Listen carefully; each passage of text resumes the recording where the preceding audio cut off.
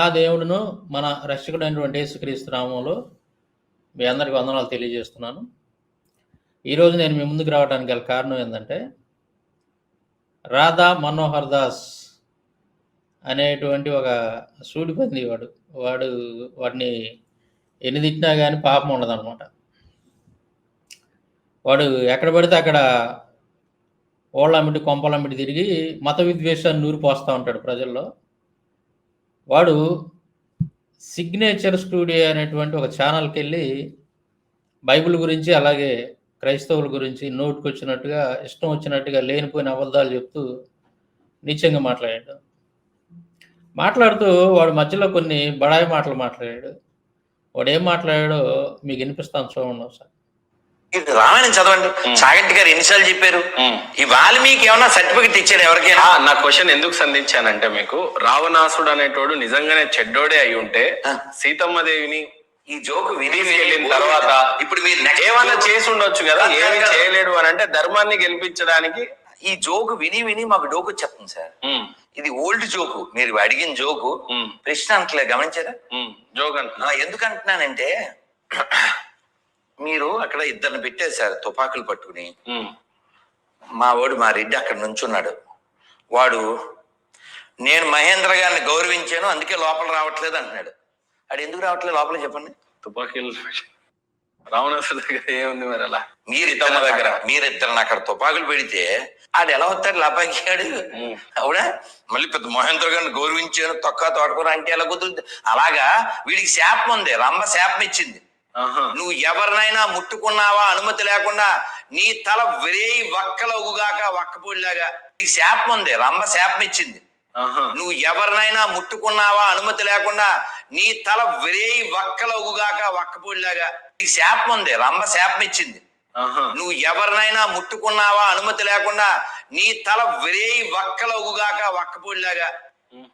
మీరు అక్కడ ఏమో ఇద్దరు పోలీసులు నెట్టేసేసి రెడ్డి రా స్వామి రారా అంటే ఎలా కుదురుద్ది? అలాగ ఉంటది. ఆయన భయపడి ముట్టుకోలేదు తప్ప అన్ని మాటలు ఎందుకు? ఎవ్వడు రామాయణం చదవకుండా ఈ వాట్సాప్ బ్యాచ్, ఇదంతా వాట్సాప్ యూనివర్సిటీ, మీ క్వశ్చన్ కూడా అందులో రేది కాదని ఏమి చదివించారు? ఒప్పుకుంటావు. ఇది ఒప్పుకోలే, ఖచ్చితంగా నా అమాయకత్వం. అన్ని మాటలు ఎందుకు? ఎవ్వడు రామాయణం చదవకుండా ఈ వాట్సాప్ బ్యాచ్, ఇదంతా వాట్సాప్ యూనివర్సిటీ, మీ క్వశ్చన్ కూడా అందులో రేది కాదని ఏమి చదివించారు? ఒప్పుకుంటావు. ఇది ఒప్పుకోలే, ఖచ్చితంగా నా అమాయకత్వం. అన్ని మాటలు ఎందుకు? ఎవ్వడు రామాయణం చదవకుండా ఈ వాట్సాప్ బ్యాచ్, ఇదంతా వాట్సాప్ యూనివర్సిటీ, మీ క్వశ్చన్ కూడా అందులో రేది కాదని ఏమి చదివించారు? ఒప్పుకుంటావు. ఇది ఒప్పుకోలే, ఖచ్చితంగా నా అమాయకత్వం. మీరంటే మీరు అందరితో అడిగారు. మీరు అడిగింది మీ సొంతం కాదు నాకు తెలుసు. కానీ అదనమాట. వీడు ఏం చెప్తున్నాడంటే, రామాయణం ఎవరో చదవరు, అసలు చదవకుండా మాట్లాడుతూ ఉంటారు. అంటే రావణాసురుడు సీతను బలవంతం చేయొచ్చు కదా, ఎత్తుకొని పోయినటువంటి వాడు. అక్కడ అతనికి అడ్డు అనేది ఉండదు కదా, సీతని మానభంగం చేసేయచ్చు కదా, ఎందుకు చేయలేదు? రావణాసురుడు నీతిమంతుడు కదా అని కొంతమంది అంటుంటారంట. ఆ విషయాన్ని అక్కడ ఉన్నటువంటి ఆ యాంకరు ప్రస్తావించాడు, రాధా మనోహర్ దాస్.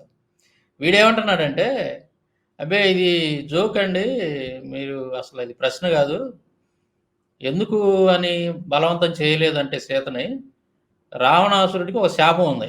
ఏంటి ఆ శాపం అంటే, రంభ శాపం పెట్టిందంట. ఏమని? నువ్వు గనక ఏ స్త్రీనైనా సరే బలవంతం చేసావంటే నీ తల 1000 వక్కలైద్ది. ఇష్టం లేనటువంటి స్త్రీతోటి గనక నువ్వు కలిస్తే ఖచ్చితంగా నీ తల 1000 వక్కలైద్ది అని చెప్పి శాపం పెట్టిందంట అని ఈ డిచ్కి బాబా చెప్తున్నాడు. అంటే అసలు వీడు చదివాడు ఆ రామాయణాన్ని. నేను ఈ వీడియో చేయడానికి కారణం ఏంటంటే, ఈ డిచ్కి బాబా గారు ఎవడైతే ఉన్నాడో మతోన్మాది, వీడు ఊరు తిరిగి కొంపలమ్మిడి తిరిగి ఈ మత విద్వేషాన్ని రెచ్చగొడతా ఉంటాడు. బస్ స్టాండ్లో, రైల్వే స్టేషన్లో, అలాగే దేవాలయాల్లో ప్రజలను 10 మందిని కూర్చేదనో వాళ్ళకి లేనిపోయిన విషయాన్ని నూరిపోస్తుంటాడు, ముఖ్యంగా క్రైస్తవ్యం మీద. ఈ దరిద్రుడు వీడిని చూసి, వీడి వేషధారణ, వీడి మాట తీరు చూసి, అబ్బో వీడేదో పెద్ద సర్వసంగ పరిత్యాగిలా ఉన్నాడు, వీడు వస్త్రాలు వీడు మామూలుగా లేడు, బాగా గ్రంథాలన్నీ అవపోసన పట్టినట్టున్నాడు, పురాణాలన్నీ పుక్లించేసినట్టున్నాడు వీడు అని చెప్పి జనాలందరూ అనుకుంటారు. ఒట్టిదే, ఆడు దొంగనాయాలు వాడు. ఎవడు? ఈ రాధా మనోహర్ దాస్ గాడు, డిచ్కి బాబా. వాడికి ఎంతవరకు తెలుసు అనేది, గ్రంథాల గురించి ఎంతవరకు తెలుసు అనేది నేను ఇప్పుడు రుజువులతో చూపిస్తాను చూడండి. రావణాసురుడు ఎందుకు సీతను ముట్టుకోలేదంటే స్వయంగా రావణాసురుడే చెబుతున్నాడు చూడండి. సీతను నేను ముట్టుకోపోవటానికి గల కారణం ఏంది అనేది ఏంటో చెబుతా నేను అని చెప్పి రావణాసురుడే స్వయంగా చెప్తున్నాడు. అది ఎక్కడుంది ఏందనేది నేను స్క్రీన్ మీద పెడతాను చూడండి ఒకసారి. ఇక్కడ స్క్రీన్ మీద పెట్టాను చూడండి. వాల్మీకి రామాయణం యుద్ధకాండ 13వ సర్గ 1 నుంచి 15 శ్లోకాలు కనుక మనం వరుసను చూసినట్లయితే అక్కడ ఏం రాసిందో చూడండి. కుంభకర్ణుని మాటలకు రావణునకు కోపం వచ్చినట్లు గ్రహించి గొప్ప బలము గల మహాపార్శ్వుడు కొంచెం సేపు ఆలోచించి అంజలి ఘటించుచు, ఓ శత్రు వినాశకుడా, క్రూర మృగాలతో వ్యాప్తమై ప్రవేశింపశక్యము గాని అరణ్యంలో ప్రవేశించి మధువును పొందిన పిమ్మట కూడా ఆ మధువును త్రాగిన వాడు మూఢుడు. సర్వసమర్థుడు అయిన నీకు ప్రభు ఎవరు? నీవు శత్రువుల శిరస్సులపై పాదముంచి సీతతో కూడా క్రీడించుము.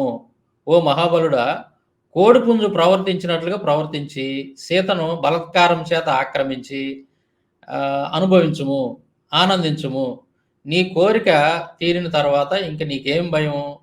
అటుపైన ఏమైనా అపాయం వచ్చినచో దానికి రానున్న దానికి ప్రతిక్రియ చేసుకుందాము. కుంభకర్ణుడు మహాబలశాలి అయిన ఇంద్రజిత్తు మాతో కలిసి వజ్రాయుధమును ధరించిన ఇంద్రుని కూడా ఎదిరించగలరు. కార్యములను సాధించుటకై కొందరు బుద్ధిమంతులు దానమును గాని, సామమును గాని, భేదమును గాని ప్రయోగించు. ఆ మూడింటి చేత కాక దండము చేతనే కార్యము ప్రయోగించరు. ఓ మహాబలుడా, వచ్చిన నీ శత్రువులందరినీ మేము ఆయుధముల చేత వశం చేసుకోగలము, సంశయం లేదు అని పలికినాం. ఇది ఈ మహాపార్శ్వుడు ఏం చెప్తున్నాడు రావణాసురుడితోటి?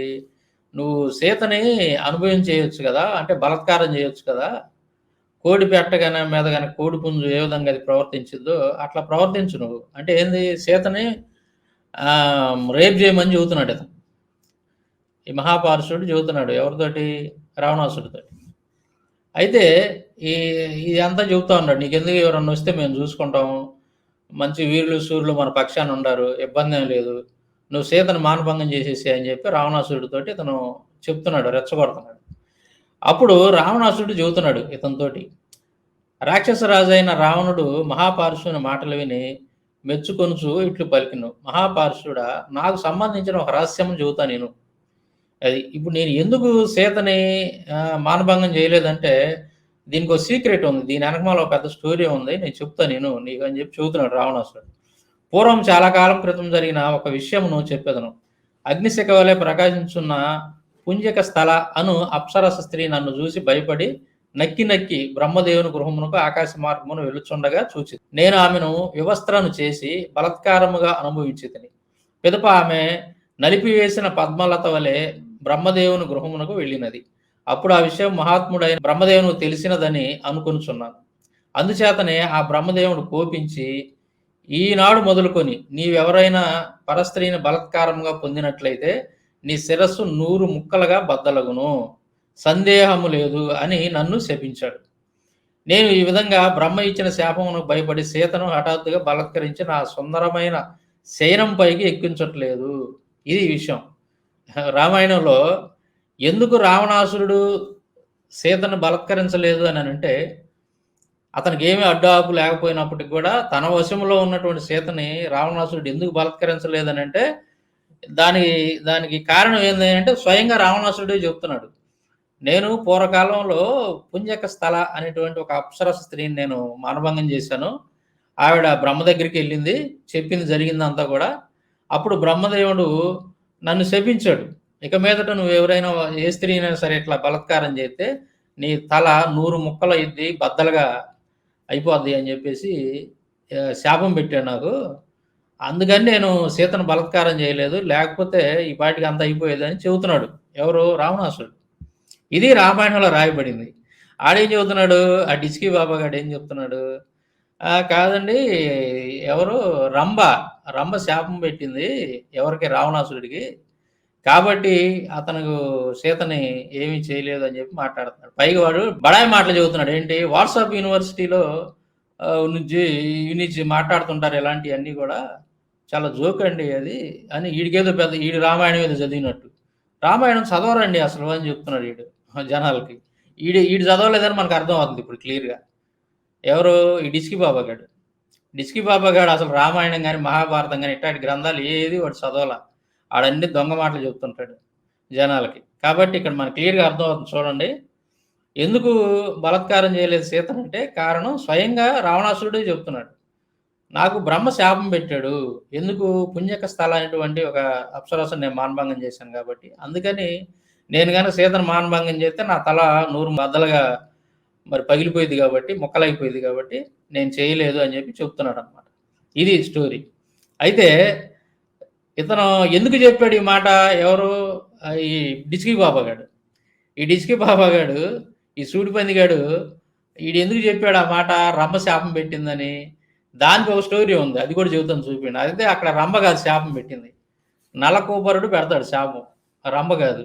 ఆ స్టోరీని కూడా ఒకసారి నేను మీకు వినిపిస్తాను చూడండి. అప్పుడు మీకు క్లారిటీ వచ్చింది. ఇది వాల్మీకి రామాయణం ఉత్తరకాండ 26వ సర్గ 38 నుంచి 55 శ్లోకాలు కనుక మనం చూస్తే క్లియర్‌గా ఉంటది. ఇక్కడ చూడండి. ఆమె వినయపూర్వకంగా పలికిన మాటలు విని రావణుడు ఇట్లనెను, నేను నీ కోడల్ని అని నీవు అన్న ఈ నియమము ఒకనికి మాత్రమే భార్యగా ఉండవాళ్ళ విషయమనందు మాత్రమే. అప్సరసలకు భర్త అనేవాడు ఉండడు. ఒక స్త్రీని మాత్రమే వివాహం అవుట అనేది కూడా లేదు. ఇది దేవలోకములో దేవతల శాశ్వతమైనటువంటి ఆచారము. అంటే ఇదేందంటే దీనికి ముందు చాలా కథ జరుగుతా ఉంటది. స్టోరీ ఉంటది. దీనికి ముందు ఏందంటే ఈ రంభ అటు దారిన వెళ్తా ఉంటే రావణాసురుడు చూసి ఆమెను మోహించి తనతోటి సంగమించమంటాడు. అప్పుడు ఆవిడ ఒప్పుకోదనమాట. ఒప్పుకోదు. నేను నీ కోడలను అవుతాను వరుసకి అని ఏదో చెప్పిద్ది. చెబితే అప్పుడు రావణాసురుడు అంటాడనమాట. ఈ మాటలన్నీ ఎందుకు అంటాడంటే, నువ్వు నా కోడలివేంది? నువ్వు అప్సరసవు కదా! అప్సరసలంటే దేవవేశ్యలు. వాళ్ళంతా కూడా ఒకళ్ళతో కాదు కనపడ్డ వాళ్ళందరితో కూడా వాళ్ళు మరి శృంగారం చేస్తా ఉంటారు కదా! ఒకరికి మాత్రమే భార్యగా ఉన్నటువంటి వాళ్ళని కోడలనొచ్చు, ఇట్లా అనొచ్చు గానీ మీకు వాయు వరసలు ఏడుండి మీరు అప్సరసలు కదా! అని రావణాసురుడు చెప్తున్నాడు రంభతోటి. రావణుడు ఇట్లు పలికి కామమును అనుభవించుట యందు ఆసక్తుడై ఆమెను శిలాఫలకము మీద పరుండబెట్టి భోగించెను. అంటే ఏంది? బలాత్కారం చేశాడు. రమ్మని మానభంగం చేశాడు రావణాసురుడు ఇక్కడ. పిమ్మట అతడు విడిచి పెట్టగా మాలలు అలంకారములు జారిపోయి ఆ రంభ మహాగజము క్రీడించు చేత కలిగిపోయిన నదివలే వ్యాకులత్వం చెందెను. ఆమె జుట్టు నలిగి చిక్కుపడిపోయాను. చిగుళ్ళ వంటి చేతులు వణుకుచుండెను. ఆమె భయంతో గాలి కదులుచున్న పుష్పములతో నిండిన లత వలె వణికిపోవచ్చు సిగ్గుతో అంజలి గట్టించి నలకూబరుని దగ్గరకు వెళ్ళి అతని పాదముల మీద వ్రాలెను. మహాత్ముడైన నలకూబరుడు అట్టి అవస్థలో ఉన్న ఆమెను చూసి, ఓ మంగళ ప్రదురాల, ఇది ఏమి నా కాళ్ళ మీద పడుచున్నావేమి అని ప్రశ్నించను. వణికిపోవచ్చున్న ఆమె దోషులు ఒగ్గి నమస్కరించు నిట్టూర్చు జరిగినది అంతా అతనికి తెలిపిను. దేవా, రావణుడు స్వర్గలోకమునకు వెళ్ళుచు సైన్యంతో కూడా ఈ రాత్రి ఇక్కడ గడిపినాడు. నీ వద్దకు వచ్చును నన్ను చూసి ఆ రాక్షసుడు అడ్డగించి, నీవు ఎవనిదానవు అని ప్రశ్నించినాడు. అతనికి సత్యమైన విషయం అంతా తెలిపితిని. ప్రభు, నేను నీ కోడల్ని అని ప్రార్థించున్నను. కామమోహంలో ఆవేశించిన మనసుతో అతడు నా మాటను వినలేదు. అతడు నేను చెప్పినదేది లెక్క చేయక బలాత్కారంగా నన్ను అవమానించినాడు. నీవు నా ఈ అపరాధము క్షమించుము. స్త్రీ బలము పురుషుని బలంతో సమానం కాదు కదా అని నలకోబరుడితోటి రంభ చెప్తుంది. నలకోబరుడు ఆ మాటలు విని ఆమెను జరిగిన గొప్ప అవమానము గురించి తెలుసుకొని చాలా కోపించి కొంచెం సేపు ధ్యానం చేశాను. అప్పుడు నలకోబరుడు ముహూర్త కాలంలో రావణుడు చేసిన పని తెలుసుకొని కోపముతో కళ్ళు ఎర్రబడగా హస్తమునందు జలం గ్రహించెను. అతడు ఉదకము తీసుకొని యథావిధిగా దానినంతను ఆచమనము చేసి రావణునకు భయంకరమైన శాపమును ఇచ్చెను. రావణునికి భయంకరమైన శాపాన్ని ఇచ్చాడు. ఎవరిచ్చింది? నలకోబరుడు. నలకోబరుడు ఇచ్చాడు తప్ప రంభ కాదు రావణుడి శాపం ఇచ్చింది. మంగళప్రదురాల, అతడు కామము లేని నిన్ను బలత్కరించి అవమానించినాడు గాన ఇటుపై అతడు కామము లేని మరి యొక్క ఏ స్త్రీని కూడా పొందజాలడు. కామార్తుడై ఈ రావణుడు కామము లేని స్త్రీని ఎవరినైనా అవమానించినచో అప్పుడు ఇతని శిరస్సు 7 ముక్కలుగా బద్దలగును అని చెప్పి నలకోబరుడు రావణాసుడిని శపించాడు. ఇందాకల స్టోరీలో గనక మనం చూస్తే, ఇంతకుముందు చదివినటువంటి స్టోరీ, యుద్ధకాండలో ఉన్నటువంటి స్టోరీ 13వ సర్గాలో ఉన్నది మనం చూసినట్టయితే అక్కడ రావణుడు స్వయంగా చెప్తున్నాడు, సీతని ఎందుకు నేను అనుభవించలేదు అని అంటే, బలాత్కారం చేయలేదంటే, పూర్వకాలంలో నాకు శాపం పెట్టాడు బ్రహ్మదేవుడు, అందుకని నేను ఆమెని బలాత్కరించలేదు. బలాత్కరిస్తే ఒకవేళ నా తల నూరు ముక్కలైపోద్ది అని చెప్పేసి చెప్పినటువంటి సందర్భం చూసాము.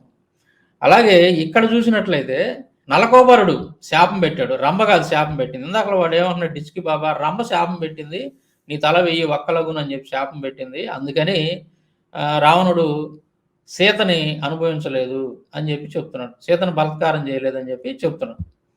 అయితే వాస్తవానికి ఇప్పుడు మనం గమనించాం కదా, రామాయణంలో ఉన్నటువంటి 2 సందర్భాలు మనం గమనించాము. ఇక్కడ నలకోబరుడు శాపం పెట్టాడు తప్ప రావణాసురుడికి రంభ శాపం పెట్టలేదు. అర్థమైందా? ఇది కాదు కారణం. ఏది రావణాసురుడు సీతను బలత్కరించకపోవడానికి కారణం ఈ సందర్భం కాదు. ఆయన స్వయంగా ఏదైతే చెప్పాడు యుద్ధకాండలో ఉన్నటువంటి 13వ సర్గలో ఉన్నటువంటి సందర్భం, అది కారణం. ఏదనమాట రామాయణం చదివిన వాళ్ళకి తెలుస్తే చదవని వాళ్ళకి తెలియదు.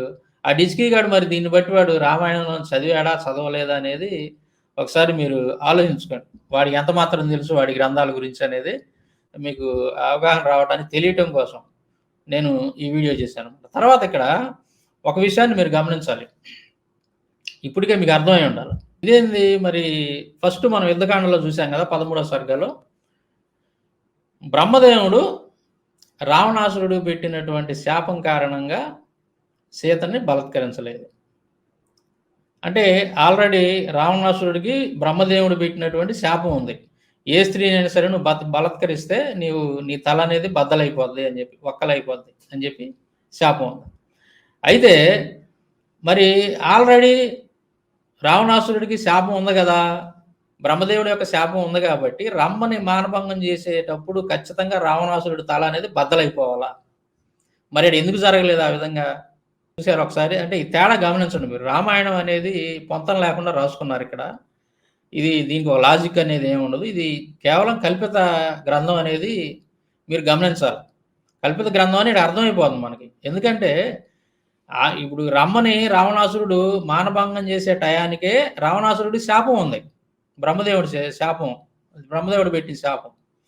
అంటే ఏంది, ఇతను రమ్మను మానభంగం చేసినప్పుడు వెంటనే ఇతని తల అనేది బద్దలైపోవాలి, కానీ ఇక్కడ బద్దలైపోలేదు. ఎందుకని అట్లాగా? అవ్వాలి కదా, బద్దలైపోవాలి కదా, కానీ అవ్వలేదు. బ్రహ్మదేవుడి శాపం అనేది ఇక్కడ దాని ప్రకారం ఇతనికి ఏమీ జరగలేదన్నమాట. అంటే ఏంది, ఈ స్టోరీ రాసినోడు ఒకడు, ఆ స్టోరీ రాసినటువంటి వాడు ఒకడు. ఈ వాల్మీకి అని పేరు పెట్టి రాసుకున్నారు, కానీ బ్రాహ్మణులు రాసిన గ్రంథాలు ఇవన్నీ.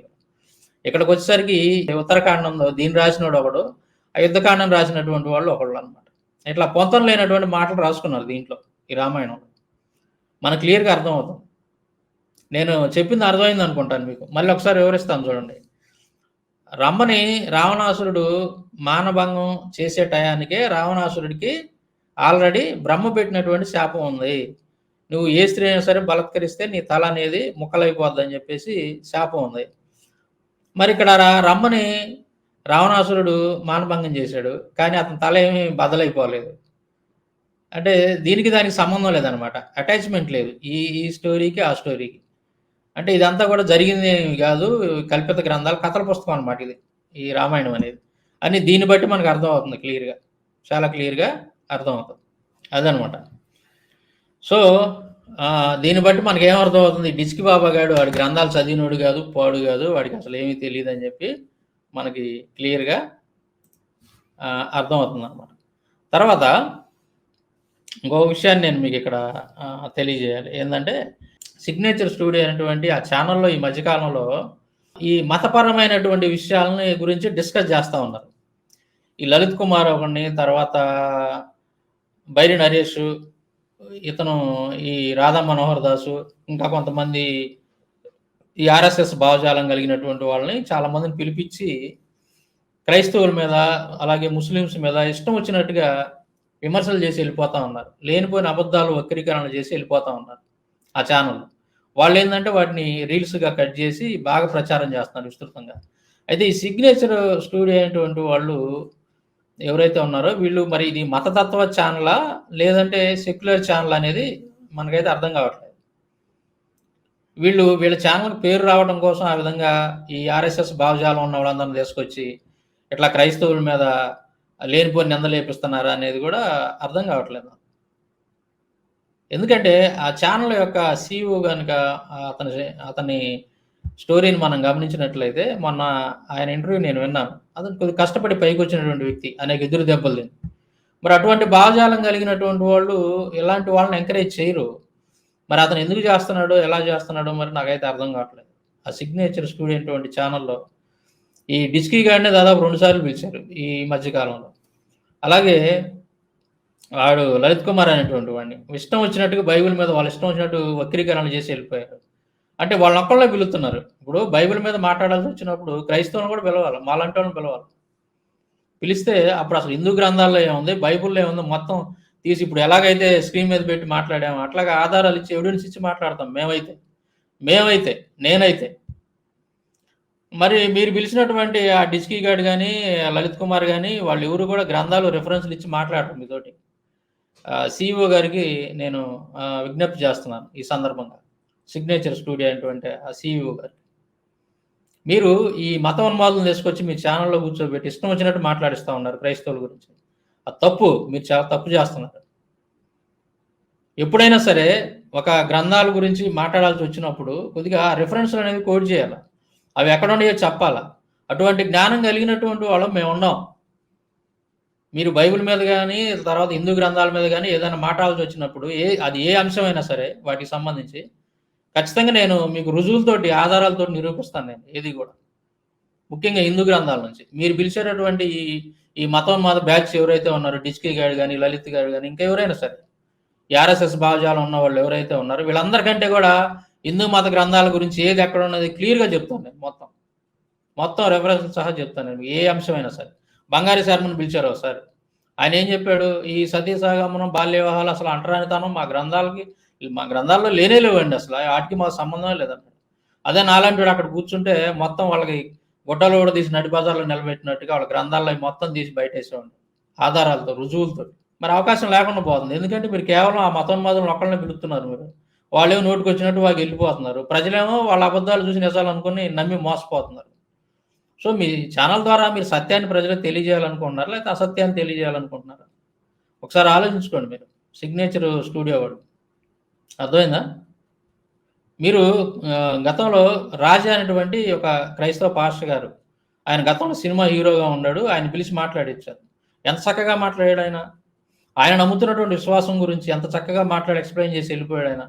ఎక్కడైనా సరే మీ దేవుళ్ళని, దేవతలను, హిందూ దేవుళ్ళు, దేవతలను ఎక్కడైనా ఆయన దూషించాడా ఆ ఇంటర్వ్యూలో?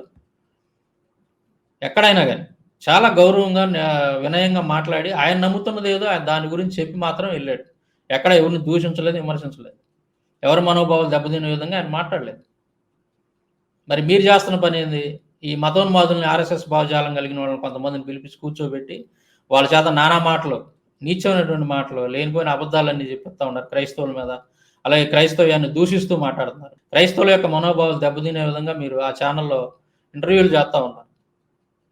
దీనికోసమే మీరు ఆ ఛానెల్ పెట్టారా? ఇది కరెక్ట్ కాదు. మీరు ఏదైనా సరే ఆ ఛానెల్‌లో ఒక నిజాన్ని చెప్పాలి మనం. అది క్రిస్టియానిటీ గురించి గాని, ఇస్లాం గురించి గాని, హిందూయిజం గురించి గాని. ఏదైనా ఒక విషయాన్ని, ఒక అంశం గురించినటువంటి వాస్తవాలను ప్రజలకు తెలియజేయాలన్నటువంటి ఒక పారదర్శకత దృష్టి గనుక మీకుంటే ఖచ్చితంగా దాని మీద ఆ గ్రంథాలను చదివినటువంటి వాళ్ళని, ఆ గ్రంథ పరిజ్ఞానం ఉన్నటువంటి వాళ్ళని, బైబిల్ కావచ్చు, ఇటు హిందూ గ్రంథాల గురించి కావచ్చు, ఆ గ్రంథ పరిజ్ఞానం కలిగినటువంటి వాళ్ళని కూడా పిలిపించి, క్రైస్తవులను పిలిపించి, అప్పుడు మీరు ఆ డిస్కషన్ అనేది కంటిన్యూ చేయండి. కొనసాగించండి అక్కడ. ఆ డిబేట్‌లో ఖచ్చితంగా మేము కూడా పాల్గొంటాం. అవతల వాళ్ళు చెప్పేది అబద్ధాలా, నిజాలనేది మేము వాళ్ళలాగా నోటి మాటలు చెప్పం మేము. గ్రంథాల ఆధారంగా మాట్లాడతాం ఏదైనా. ఇది ఇప్పుడు ఎలాగైతే నేను చూపించిన రిఫరెన్స్‌లు అట్లా మాట్లాడతాను. కాబట్టి దయచేసి మరి ఆ సిగ్నేచర్ స్టూడియో అయినటువంటి వాళ్ళు ఓనర్ ఎవరైతే ఉన్నారో మీరు ఇయన్నీ కూడా కొంచెం గమనించాలి. మీ ఛానల్ ద్వారా సమాజానికి మంచి చేయాలనుకుంటున్నారా? చెడు చేయాలనుకుంటున్నారా? ఒకసారి ఆలోచించండి. ఇప్పుడు మీరు తీసుకొచ్చి మాట్లాడిచ్చినటువంటి రాధా మనోహర్ దాస్ అనేవాడు ఆడు పెద్ద ఎదవ వాడు పెద్ద మతోన్మాది. ఆ కాషాయ వస్త్రాలు కట్టుకొని ఏదో పైకి అట్లా మాట్లాడతాడు గాని వాడు రేత్రి 10 దాటిందంటే వాడు దసరా బుల్లోడైపోతాడు. వాడి సంగతి తెలీదు మీకు. రేత్రి 10 దాటిందంటే అమ్మాయిలతోటి మీటింగులు, చాటింగులు, వాడి మాటలు అయి ఇంటే మీరు గుండె పగిలి చచ్చిపోతారు మీరు. వాడు పెద్ద పత్తిత్తాలు ఆడ కూర్చొని మాట్లాడుతుంటాడు ఆ ఛానల్స్‌లో కూర్చొని నోటికొచ్చినట్టు. వాళ్ళట్ట, ఈళ్ళెట్ట అని. ఈడు ఎలాంటోడో ఒకసారి బహుశా మీకు తెలిసి ఉండదేమో. నేను వినిపిస్తాను చూడండి మచ్చుకు 4 మాటలు. అయ్య బాబు, మీరు ఇంత స్వీట్ గా మళ్ళీ చెప్తున్నారా? అన్నీ వస్తాయి. నువ్వేంటన్నా, నువ్వు మనుషుల్ని ఒకరినే తింటావా? అన్నం తినవా అసలు? ఎవరిని? నువ్వు మనుషుల్నే తింటావా? అన్నం తినవా? అంతలాగా ఉన్నావు. నేనా లావున్నాను? అదే చెప్పేది దాని అర్థం, సెల్చిన్లాగా. ఆ ఫోటో అసలు నీదేనా? ఇంకా మీరు అలా అంటే ఏమంటాను చెప్పండి. మరి కదా, తినాలి నాన్న, తినాలి. ఓకే, అంటే తింటాను కానీ ఎక్కువ తినను. తినాల్సినప్పుడు తినాలి, అంటే రాత్రి తినకూడదు, పగలు తినాలి. తినాల్సినంత తినాలి, తినాల్సినప్పుడు తినాలి. పెద్దలు చెప్పింది తినాలి. లేక నలుగురిని కనాలి. మరి మీరు కన్నారా? కనాలంటే ఒకరే కనలేదు కదా నాన్న, ఆ తోడు ఉండాలా వద్దా? మీకా? మరి ఎవరికైనా. ఓకే, ఎవరన్నా ఒక చేతితో చప్పట్లు వస్తాయా? లేదు. ఇది కూడా అంతే. నేను 100 మందిని కందాం అనుకుంటున్నాను. అది రెడీ? 100 మందిని ఖచ్చితంగా సుమారు చెప్పారు. మా పేద గురుగారు చెప్పారు. అవునా? Okay. If I can make them devotees, I'm ready to beggar 100 children. ఎక్కడున్నారు ఇప్పుడు? తిరుపతి. అదే మా పరపతి. మరి మళ్ళీ ఎప్పుడు వస్తారు? నువ్వు లావ్ అయ్యాక వస్తా. ఇది నీకు మనసులో లవ్ ఉంది కానీ ఒంట్లో కొవ్వు లేదు. నువ్వు కొంచెం కొవ్వు పట్టు, లవ్ పట్టావు. తిన్నాను ప్లీజ్. ఓకే. నేను టీవీ యాంకర్తో చెప్పాను, అను నా మాట విను, టైంకి తిను, పెళ్ళాక నలుగురు కను అని చెప్పా. మీరు కంటెంట్ రెడీగా ఉన్నారా మరి? ఇక్కడ పెద్ద పాత్ర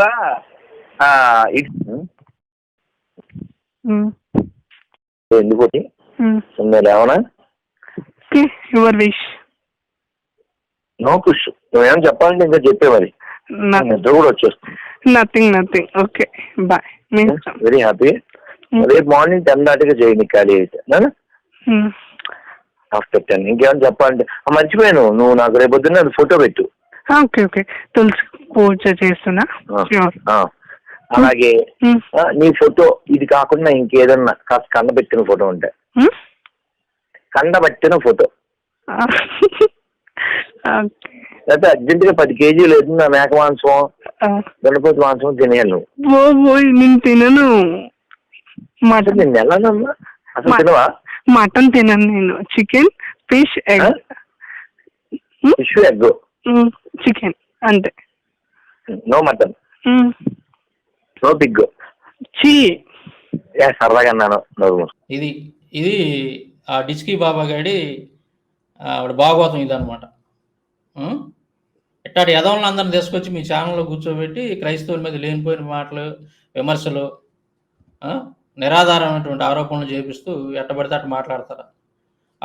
ఆ డిస్కీ గాడు ఎక్కడ పోయినా కానీ ఏదో నా దగ్గర కొన్ని ప్రశ్నలు ఉన్నాయి, వీటన్నిటికి ఆన్సర్లు చెప్పండి అని చెప్పి చిత్తు కాగితాలు, ఆ శనక్కాయలు బండి మీద శనక్కాయలు కట్టించేటువంటి, ఆ పొట్లాలు కట్టించేటువంటి పేపర్లు 4 తీసుకొని వచ్చి నోటికి వచ్చినట్టు వాగుతూ ఉంటాడు. ఒరే రారా మనం మాట్లాడదాం, డిబేట్ చేద్దాం రారా అంటేనేమో నువ్వు అది చూపిస్తే వస్తా, నీకు ఇది చూపిస్తే వస్తా అని మళ్ళీ అబద్ధాలు చెప్పి పారిపోతుంటాడు. నేను చెప్పేది నిజం. వాడు దొంగనాయాలు. ఆ డిస్కీ గాడు, ఆ సూడిబంది గాడు ఎవడైతే ఉన్నాడో రాధా మనోహర్ దాసు, వాడు పెద్ద పోరంబోగాడు. వాడిని మించిన పోరంబోగి ప్రపంచంలో ఎవడో ఉండడు. మరి వాడేదో పేపర్లు ఇచ్చి సవాల్ చేస్తున్నాడుగా మీ ఛానల్లో. నేను వస్తాను, మరి వాడిని బెలవని చూద్దాం. సేమ్ అదే ప్రశ్నలు నేను బైబిల్ నుండి ఆన్సర్ చెప్తాను, వాడి గ్రంథాల్లో వాడికి అదే ప్రశ్నలు వేస్తాను నేను. వాడిని చెప్పమని ఆన్సర్ చూద్దాం. నేను చెప్తా బైబిల్ నుండి ప్రతిదానికి ఆన్సర్ చెప్తా, వాడు అడిగిన ప్రశ్నలన్నీ. మరి వాడిని చెప్పమను చూద్దాం. మా ఇద్దరిని డిబేట్ పెట్టండి, ఇరు గ్రంథాల మీద అదే ప్రశ్నలు అడుగుదాం. మీరే ఉండండి CEO గారు, సిగ్నేచర్ స్టూడియో CEO గారు, మీరు ఉండండి. వాడు రాడు, వాడు దొంగనాయాలు. వాడికి ఏం తెలియదు, గ్రంథ పరిజ్ఞానం లేదు యాదవులకి ఎవరికి. ఇప్పుడు దాకా మీరు RSS వాళ్ళని ఎవరినైతే ఆ భావజాలం ఉన్న వాళ్ళని మతోన్మాదులను పిలిచి మీ ఛానల్లో కూర్చోబెట్టి ఇంటర్వ్యూలు చేశారో వాళ్ళల్లో ఎవరికి కూడా గ్రంథ పరిజ్ఞానం లేదు. అందులో ఏమాత్రం డౌటే లేదు. ఉదాహరణకి ఇప్పుడు నేను చెప్పినటువంటిది, వాడు ఏమన్నాడు, రంభ శాపం పెట్టింది అందుకని సీతను ముట్టుకోలేదు రావణాసుడు అని చెప్పాడు కదా. మరి ఇప్పుడు నేను స్క్రీన్ మీద పెట్టాను చూడండి మీరు. నేను నా సొంత మాటలు కాదు కదా, వాల్మీకి రామాయణం నుంచి చూపించాను నేను. చూడండి మీరు ఒకసారి. కారణం రావణాసుడే స్వయంగా చెప్తాడు, అది బ్రహ్మశాపం వల్ల. బ్రహ్మ నాకు శాపం పెట్టాడు, అందుకని నేను సీతను ముట్టుకోలేదని చెప్తున్నాడు. కానీ ఈడేమని చెబుతున్నాడు, రమ్మ శాపం పెట్టింది. వాస్తవానికి రమ్మ కాదు అక్కడ శాపం పెట్టింది.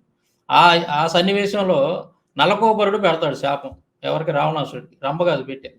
ఇది వాళ్ళ గ్రంథాల యొక్క వాళ్ళకు ఉన్నటువంటి పరిజ్ఞానం. అది మతోన్మాదులకి వాళ్ళ గ్రంథాల పట్ల వాళ్ళకు ఉన్నటువంటి పరిజ్ఞానం. వాడు ఆ రాధా మనోహర్ దాస్ కూడా పెద్ద పోరం పోకూడదు. వాడు ఏమన్నా పొద్దున్న లెగితే కొంపలమ్మిటి అటు ఇటు తిరిగి తగాదులు పెట్టడం, కాపురాలు తీయటం, ఇది వాడి పని. వాడిని పట్టుకొచ్చి మీరు ఛానల్లో కూర్చోబెట్టి వాడే పెద్ద పండితుడు అలా వాడు చదవటం, మీరు కొడతాం, ఇదనమాట. వాడు పెద్ద వాడు పోరం పోకూడాడు, అది డిస్కీ గాడు. వాడు ఎక్కడో కూర్చొని సవాల్ రండి, నాకు ఆ ప్రశ్నలకు సమాధానాలు చెప్పండి అని తలుపులు వేసుకొని తొడలు కొట్టడం కాదు. వాడు దమ్ముంటే నిజంగా మరి ఈ సందర్భంగా నేను సవాల్ చేస్తున్నాను ఆ డిస్కీ గడికి. ఆ సిగ్నేచర్ స్టూడియోలోనే నేను వస్తాను, హైదరాబాద్ నేను వస్తాను. వాడిని నన్ను ఎదురెదురు కూర్చోబెట్టండి, వాడి పేపర్లో ఉన్నటువంటి ప్రశ్నలన్నిటికీ నేను ఆన్సర్ చెప్తాను, విత్ ప్రూఫ్స్ తోటి, రుజువులతోటి చెప్తాను. నేను బిబ్లికల్ ఎవిడెన్స్ చూపిస్తాను, అలాగే అవుట్ ఆఫ్ బైబిల్ ఎవిడెన్స్ చూపిస్తాను, నేను హిస్టారికల్ ఎవిడెన్స్ చూపిస్తాను, ఆర్కియాలజీ ఎవిడెన్స్ చూపిస్తాను. మిగతా వాళ్ళు అడిగిన ప్రశ్నలన్నిటికీ బైబిల్ నుంచి కూడా ఆన్సర్లు చెప్తాను. మరి వాడిని చెప్పమను, నేను అడిగే ప్రశ్నలకు ఆన్సర్ వాడి గ్రంథాల నుంచి ఒక్క ప్రశ్నే చెప్పమని చూద్దాం.